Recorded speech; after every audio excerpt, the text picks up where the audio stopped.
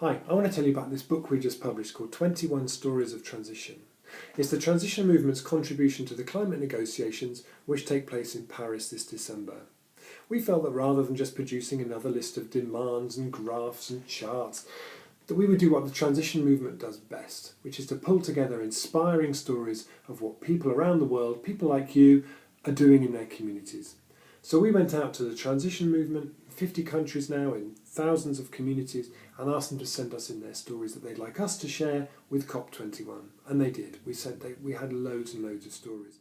From those we chose our 21 stories, which come from 39 transition groups in 15 countries around the world. You'll hear the story of the transition group in the middle of Brussels in a red light district who created a new food garden in the street which started to bring that community back together again. You'll hear of the incredible growth in community currencies, over £1 million worth of them now in circulation. The explosion of community energy, and the stories in here together have generated over £13 million worth of inward investment from local people. They've started 43 new social enterprises, generated over 18,000 hours of volunteer input from people. You'll hear of the communities in Brazil who are working together to deal with the drought. You'll hear how in South Africa young people are the driver of transition there.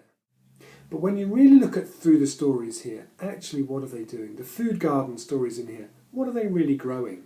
The community energy projects, what are they really generating? Actually, we see coming through in all of these stories a new story about community, about the power that we actually have as ordinary people to affect change, a new economy that's already being born. And I think sometimes we assume that we have to go to COP21 and say, please make this new world possible. This new world is already here.